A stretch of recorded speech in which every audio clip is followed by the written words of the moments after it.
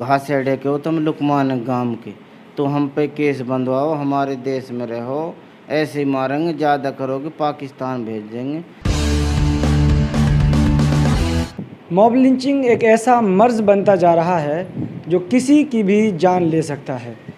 गुरुग्राम जैसे high security वाले इलाके और शहर के अंदर भी कई ऐसी वारदात और ऐसी घटनाएं अंजाम दी गई हैं। पिछले दिनों ईद से बकरीद से एक दिन पहले एक ऐसा ही वाक़या पेश आया जो मेवात के घासेड़ा गांव से ताल्लुक़ रखते थे लुकमान के साथ। वो मॉब लिंचिंग के शिकार हुए।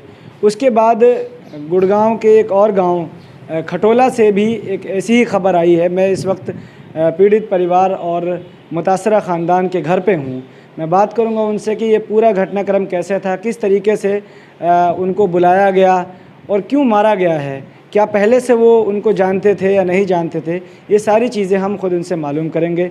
यहाँ पे जमीयत उलमा के ज़िम्मेदारान भी पहुँचे हुए हैं जो इयादत करने पहुँचे हैं। मैं बात करूँगा यहाँ पर। भाई आपका नाम क्या है? एक घास अड्डे के रहने वालों नासिर। तो ये जो गांव है खटोला, वहाँ आप क्यों गए थे? जी भैंस खरीदने गए, 3 दिन से फ़ोन आ रहे, जानकारी खूब 8-7 साल से। हम चौथे दिन पहुँचे, मैंने कहाँ भैंस, वे बोले जंगल में है। जंगल में उनकी चरक रही, तो हम गए, 2 ले गए हमने, 2 आए पीछे से, हमारी अच्छी मार पिटाई करी। हम कह रहे क्यों मार रहे हो, नुक ऐसे ही मारेंगे, मुल्लान ने तो घास अड्डे के हो तुम लुकमान गांव के, तो हम पे केस बंधवाओ, हमारे देश में रहो, ऐसे ही मारेंगे, ज़्यादा करोगे पाकिस्तान भेज देंगे। मैं तो बेहोश हो गो जी, मेरे भाई मुझे ले गो जी चौकी। अच्छा ये बताइए कि जो आप बता रहे हैं कि 3 दिन से फ़ोन आ रहे थे, तो आप पहले भी क्या कभी गए थे वहाँ पे? खूब गए जी, बुलाखरे वे ढोर दिवाखरे, जानकारी दिलबाग और आदेश उसका नाम जी। अच्छा, तो आपको फ़ोन किया, आपने कहा कि भरोसे के आदमी हाँ जी, भरोसे वन के चा तू गाड़ी लिया और चा ज़्यादा करे तू गाड़ी लिया बाइक सुमता। उनका तो फुल मशवरा जी, मुझे क्या पता क्या क्यों बुला रहे हैं, ऐसे ऐसे मार पिटाई करेंगे। यूँ मुझे चौकी ले गए भाई, पुलिस वाले ने कहा लिखो, आपन ने लिखो है। फिर मेरे भाई रिजवान आ गो है, वो ले गो हमने जी मेडिकल करवाना। पुलिस हमारा संग ना दे रही, पुलिस ने उन पर रुपये खा ली। कोई हमारे पुलिस ने जैसी हो सकता है आपको जानकारी ना हो, बाद में कुछ गिरफ्तारियां हुई हैं, लेकिन जब आपको बुरी तरह से पीटा गया था उसके बाद में कौन आपको वहाँ से लेके आया, आपको वो किस हैसियत में किस हालत में छोड़ के गए थे? मुरसलीम लेकर आया मेरे भाई, ये बोलो भाई जल्दी चल तू खराब हो गो। मैं चल भाई, मुँह कुछ सुध कुछ ना। फिर हमने चौकी में गए, चौकी में पुलिस वाले ने अपन रिपोर्ट दर्ज करी, हमारे कोई ना करो, दस्तक खाली करवाए, मुँह कहावत काहे पे करवाएं। अच्छा। फिर हम मेरे भाई रिजवान आ गो सोने से, वो पहुँच गो हमारे पे। हमने लिया आप लोग क्या करते हैं वैसे? भैंसों को व्यापार करते हैं जी हम, किसानों को बेचें दूध वाली।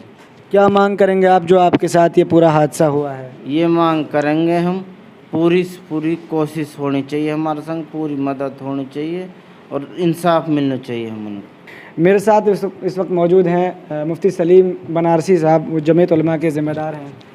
क्या कहेंगे आप, गुड़गांव से हैं, इस पूरे हादसे को लेकर? देखें, गुड़गांव के अंदर 31 तारीख को जो वाक़या पेश आया, उसके चंद दिन के बाद फिर इन नासिर और मुरसलीन के साथ वही घटना हुई। और बड़े अफसोस की बात यह है कि उसी शहर के अंदर दोबारा इतना जल्दी घटना हो जाना, ये प्रशासन के लिए बहुत फ़िक्र की बात है कि आखिर ऐसे लोग कहाँ से आ गए इस शहर के अंदर कि उनके अंदर ज़रा भी खौफ नहीं, डर नहीं कि कुछ भी कर गुज़रते हैं। या तो उनको ये पता है कि हमारा कोई कुछ कर नहीं सकता, हमारा कोई कुछ बिगाड़ नहीं सकता। तो एक तो मैं यही कहूँगा, जो अपने कमिश्नर ऑफ पुलिस के राव जी हैं गुड़गांव के अंदर, तो उनकी कारकर्दगी काफ़ी बेहतर है शहर के अंदर लुकमान वाले मामले को लेकर के। और जब हमारी मुलाकात हुई, उन्होंने हमें यकीन भी दिलाया और गिरफ़्तारियाँ भी फौरी तौर पर की गईं। और जो धाराएं लगाई गईं 307 और कई धाराएं ऐसी हैं जिसमें बेल भी नहीं हो सकती, और वाक़या भी बहुत बड़ा था। इसी तरह से इन लोगों के साथ भी बेइंतहा और बेदर्दी के साथ जो इनको पीटा गया है, तो हम कमिश्नर साहब से ये मांग करेंगे और मुलाकात भी करेंगे सोमवार परसों कि इनके साथ भी इंसाफ हो और जिन लोगों ने भी इनके साथ ये धोखे से बुला करके मारपीट का मामला किया है उनके ख़िलाफ़ सख्त एक्शन लें, ताकि दोबारा कोई इस तरह की जुर्रत ना करे, हिम्मत ना करे। और ये बात तय है कि अगर प्रशासन सख्त होगा और सख्त एक्शन लेगा तो जल्दी किसी की जुर्रत और हिम्मत नहीं हो सकती शहर के माहौल को ख़राब करने की। मुफ्ती साहब, इनके ताल्लुकात उनसे पुराने थे, तो आखिर अगर इस तरह से हादसे होने लगें तो जो ये ताना बाना है हिंदुस्तान का, एक यकजहती है, कौमी यकजहती है, तमाम मज़ाहिब के लोग एक साथ रहते हैं, तो कैसे चलेगा? देखें, कुछ लोग कोशिश तो पूरी कर रहे हैं भाईचारे को ख़राब करने की, तोड़ने की, और हर मज़हब के अंदर कुछ इस तरह के गंदे और गंदी जहनियत रखने वाले लोग होते हैं, लेकिन हमें उन लोगों को अहमियत दे कर के अपने भाईचारे को ख़त्म नहीं करना है। जैसा कि इन भाई नासिर और मुरसलीन के साथ जो वाक़या पेश आया, वहाँ पर कोई साहब पहुँचे थे, उनकी वीडियो भी वायरल हुई, कोई शहजाद भाई हैं, कौन है अल्लाह बेहतर जाने, उन्होंने भी जोश में आकर के बहुत सारे ऐसे अल्फाज कहे जो नहीं कहने चाहिए। तो ये जो मामला है दर्दनाक है, अफसोसनाक है, सीरियस लेना है, हमें एक्शन लेना है, गुनहगारों को सज़ा दिलानी है, लेकिन ऐसी हरकत नहीं करनी, ऐसे अल्फाज नहीं निकालने जिससे कि मुजरिमों को और तक़वियत मिले, उनको और ज़्यादा बढ़ावा मिल जाए, उनको मौका मिल जाए। हमें ऐसा काम नहीं करना। हमारा भाईचारा शहर के अंदर पहले भी था, आज भी है। चंद लोग हैं वो पानी में बुलबुलों के बराबर हैं और उनका कोई वजूद नहीं है, इंशाअल्लाह वो ख़त्म हो जाएंगे। बस ये है कि हमें हिकमत से काम करना होगा और प्रशासन को साथ लेकर के चलना होगा।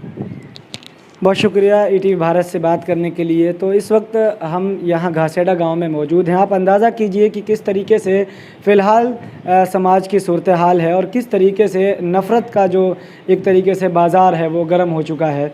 ये देखना दिलचस्प होगा कि हुकूमत, इंतज़ामिया और इसी तरीके से पुलिस का रवैया इन तमाम इस तरह के केसेस में कितना सख्त होता है, ताकि इस तरह के किसी भी केस पे आगे इस तरह के वाक़यात ना हो सकें। मेवात की तमाम अहम खबरों के लिए मेवात टाइम्स टीवी का यूट्यूब चैनल सब्सक्राइब कर लें।